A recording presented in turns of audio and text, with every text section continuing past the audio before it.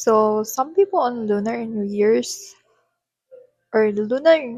Eve are busy preparing food, some are catching up on sleep from their day job and will later on start cooking foods for the party. And then there are some people who sees this opportunity to visit their parents. In this case, you hear laughter and giggles erupts in the apartment while someone is frying potatoes on a sizzling pan. There are couples sitting in the living room were laughing while they watch a video of their grandson babble words. One of them said, the old lady said, "Oh, look, honey." He said Baba, then crawls toward his mom. Who do you think does he take after to be so smart? Who do you think? Of course, he takes after our Jimin. Not Jimin from BTS though.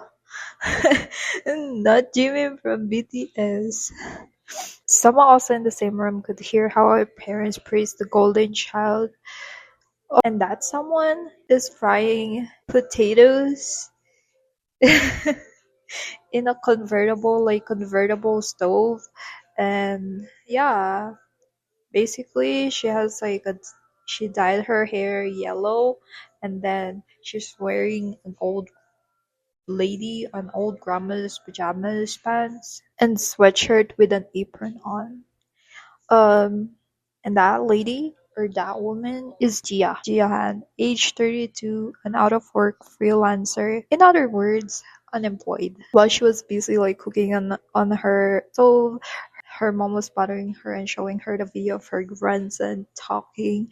She said, "Oh, look, Gia." You've watched that 30 times already. And in just a few seconds, he's going to say Baba Boo. The old lady laughs. Oh, really? I mean, my grandson is just so cute. I could look him all day. Then her dad took a freshly cooked piece of the food that Gia had just cooked, so that added irritation inside of her. She snapped at him quickly, basically to stop eating the food that she just cooked. I mean, I could never do that to my parents, especially to my mom, because I will earn an earful from her. So her mom responded with a sarcastic grin. Oh yeah? Then she added, how come I'm the only one doing all the work when there are two other people in this house? So her mom responded with a sarcastic grin. Oh yeah, really? Really? Well, you're the one who said you'll live at home forever. This is the least I can do, don't you think?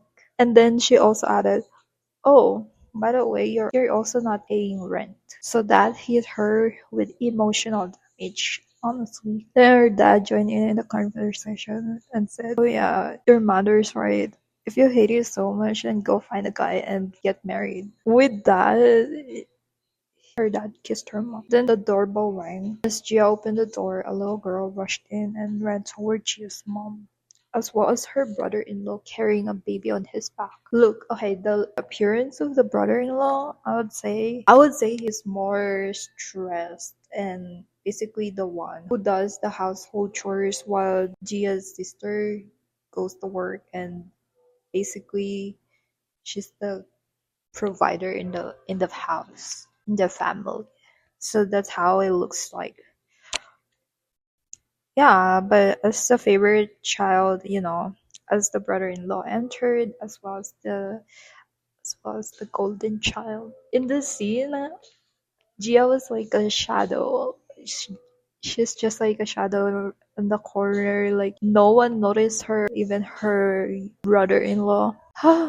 Man, I'm exhausted. My legs are all cramped up. Oh, your legs hurt, babe. Go sit down. I'll massage them for you. As Gia was watching the two being lovey-dovey, she removed her apron and held it out to her sister. "Come on in, little sis," she greeted in a fake happy tone. "It's been so long since you visited. I'm so happy to see you. As your loving big sis, I've prepared flower print apron just for you. Isn't that nice?" In translation, "It's your turn to do the chores." And then this Jimmy was like, "Oh, Gia, it's been a while." "I know. Everything looks great on you as always. Even that apron." You know what's next? You should walk down the aisle this year. And then Gia was like, but deep inside her, she wanted to smack her sister for saying that. And she was like, put it on. Huh? Put it on. What do you mean, sis? Just put it on while I'm asking nicely, okay? Put it on. Or else. Then her mom whacked her head that hard. And she was like, oh, God. Like, when are you gonna fix that mouth of yours? Are you taking Jimmy's side just because you haven't seen her in a while or what? Then her brother-in-law defends her sister, like, come on, Gia, don't rag on her like that. Jimin's already like tired enough as it is. Then Gia's mom suddenly brightened her eyes when she put two and two together. Wait, tired? Is it the third baby? Her sister was like, I mean, I didn't think we needed a third, you know? But Gino insisted. These two are hardworking, okay? Oh my, that is such a big news, Gia. What are you doing just standing there, Come here, come here. Go set the table. Then Gia was like, what the She couldn't take the frustration from all the things that has been happening today. And adding to that is the fact that her sister is pregnant again on her third baby. So she was like, she removed her apron and walked out of the apartment to take a breath. Well, I guess I should say to take a smoke. So she sat down, right? She sat down in the smoking area, smoking, while plucking the leaves from the stem as she grabbed out one by one. The conversation with her sister ruminated with her, and she was like, basically her sister introduced Gia to her guy friend, which is around Gia's age, and also implying that this guy is perfect for her, as they're both middle-aged people. So basically in Asia there's no middle-aged people. You're either young, like minor young, or you're old, like by the time you reach after 18 you're already old, like you're adult age. There's there's no middle age. That's how harsh we are. At least in my cultures, if you hear a Filipino says, oh, okay, you're old, they didn't mean it like in a mean way. They just think that, oh, you're old, like old person. They're basically just stating the fact, I guess. I'm sorry. So she got insulted by her sister calling her old woman. So she was like, fuck that bitch, fuck her. I'm gonna I'm gonna unalive her. And as she was out there smoking, she was blurting out all the curses in her mind. then the guy like then a guy walks towards the smoking area where she's at, and then she was like smoking. That bitch. That freaking bitch. And then a voice from somewhere says, ooh, I see you've still got a foul mouth. She turns her head. There is a Toma wearing eyeglasses with medium short hair. His bangs were side-swept, holding a chicken breast in his hand. So if you take a look at this guy, he looks like a pathetic man. Sorry, I know that's me, but I don't have any other way to describe him though. But yeah, this guy was holding a chicken breast in his hand, like a boiled chicken breast. So she frowned and gave him a side eye because this guy started eating boiled chicken breast next to her. So she shakes her head. Takes a smoke. Excuse me. And you are? So in her mind, she's been like, girl, she's been living in that neighborhood long enough to know each and every neighbors that she met outside. So this guy he doesn't look like around the area. So he was like, "Wait, so you really don't remember? You know, I'm Minchol Jin. I live next door, around, like I used to live next door." She's like around this age, wearing headphones and wearing eyeglasses. And she was like, "Hmm, hard to say. I don't really remember." Then she thinks again. Huh. Then a blurry image of a kid, the exact like description that this guy was like describing, pops into her head. Minchol. Minchol Jin. Oh. You mean Minchol Jin? You mean this chronic gamer kid, Minchol, the loser type? And he was like, have I changed that much to the point you couldn't even recognize me? Hmm. I mean, this is beyond unrecognizable. Anyways, what's with the chicken breast? What kind of weirdo eats chicken breast in a smoking area? Well, there isn't exactly a law that says you can't, right? Oh my god, just eat it at home. Well, I tried, but my family kept giving me a weird look because I wasn't eating the Lunar New Year foods. Do you know how many calories that kind of food has? He was referring to the Lunar New Year's food. Seriously? What is with this guy? Min Chol Jin, also 32 years old like Jia. They had a history where they both lived in the same building, and they were also both childhood friends. Not by choice, but it happened nonetheless. Even calling him a friend is a stretch in Gia's vocabulary. I mean, there's always a kid in every class that doesn't get along well with the other kids, and well, there's that kid. Min Joljin. That introvert kid you never talk to even though you live in the same neighborhood. No, at least that kid was, that Min Joljin. He was able to read the room. What's the point of reminiscing now? I have the title of black sheep of the family with no place to go, so who am I to say or to even judge him? Gio Han once again is an unemployed grown adult woman, but now that she takes a look at him, she would say, "This bastard doesn't look that bad. I guess the city life is that good, huh? It can even turn a guy like him into a human being."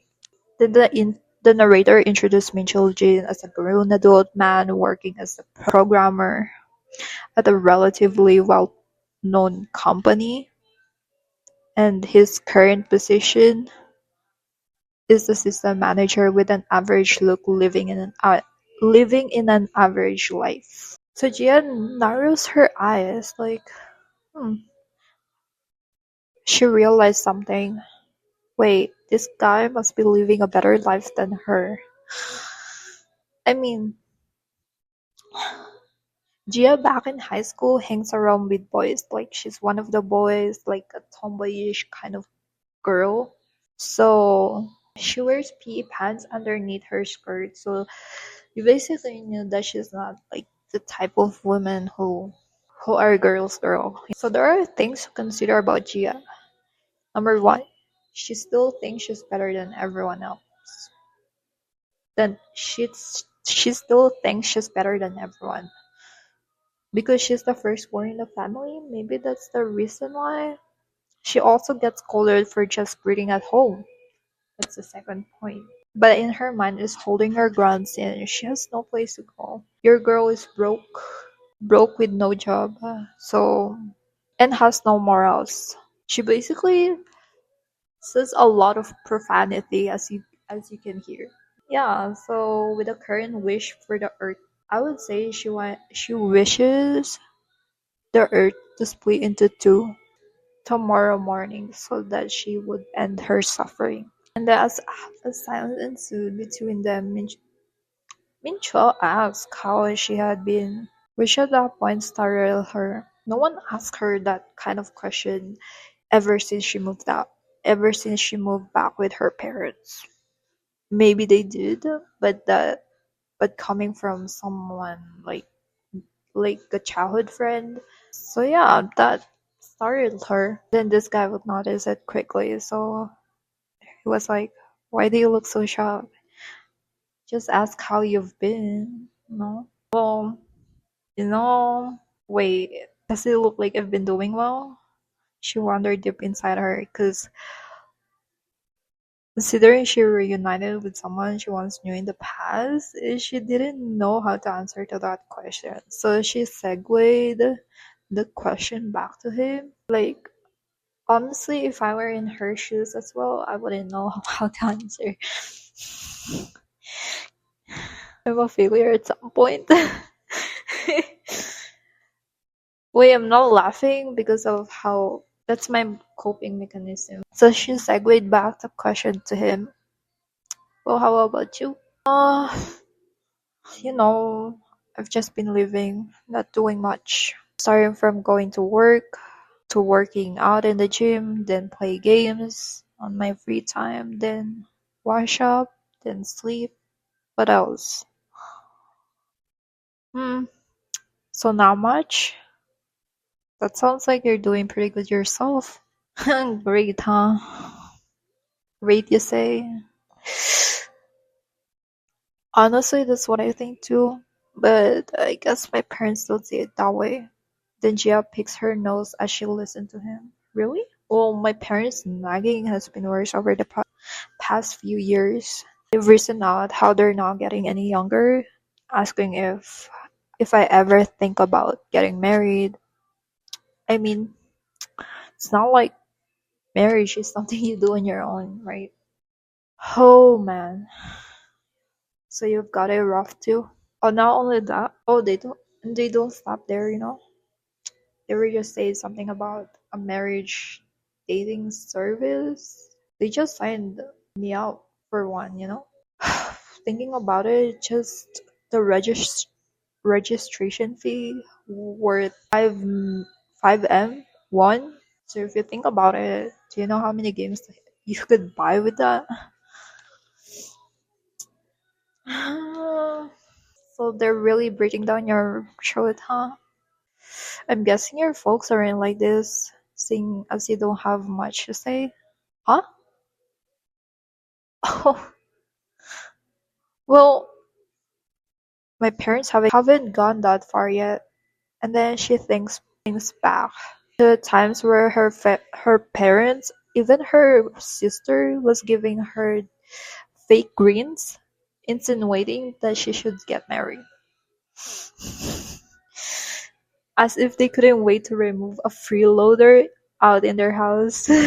Gia thinks about it. She impulsively have a thought, just a thought until it becomes at least until it blurts out from her mouth. So she was like, huh, since we both have the same problem in our families, why don't we just get married? I mean, then Minchol turns his head to her side, completely facing Gia. She was like, oh. Then she looked back at him. What? What?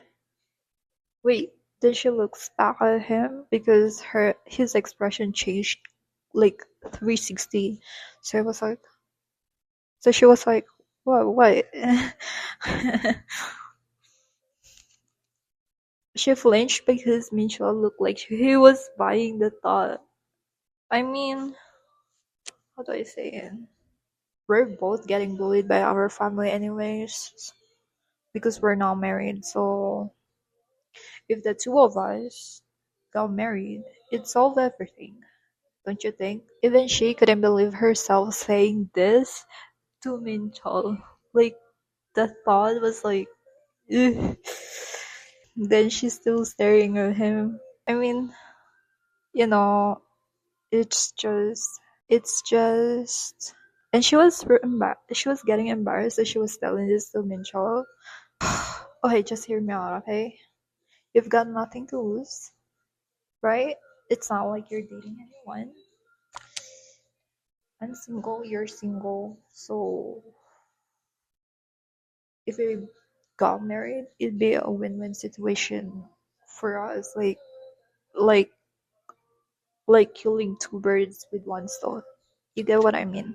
Um then there's Winchell still not budging, just staring at her. Okay. Whew, this is getting scary. Why isn't he saying anything? Huh? You know, that was a joke between friends. Isn't isn't he supposed to laugh? I I see you're still the master of ruining the mood. You know, then she turns her head open mouthed as she watched Mincho ask Gia's parents for their blessing to marry their daughter. Honestly, that was so cute. I'm not gonna lie. I'm not gonna lie. In this day and age, I don't think there's like a guy who's willing to do that in in the big 2026. But yeah, before Mencho could say the word, the keyword Mary, just dad took Mincho's hand and responded with absolutely, absolutely. Please do. Then Gia was still processing everything that was happening right in front of her when the pastor asked, "Do you mean Choljin? Promise to take Gia Han as your lawfully wedded wife." That is so cute. Gia was wearing wedding dress, and then Minchol took the vow seriously and said, "Yeah, I do." Even after the wedding ceremony ended and both of them flew somewhere for their honeymoon, Gia still feels like she was dreaming this whole thing, while Min Chol, on the other side of the room that they rented for their honeymoon, was enjoying the idea of marriage. Like he just came out from the shower, feeling all nice and dandy.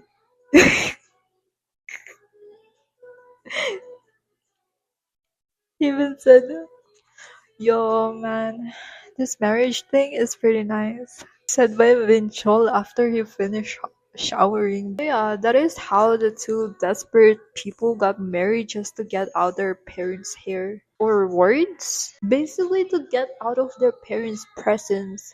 I mean, one thing I would say though, I'm kind of biased. How do I explain it? Well, okay, ever since I was like 12 years old, I started reading a lot of romance novels. So basically, the idea of like romantic relationship for me is like, how do I say it? It's nice, I would say.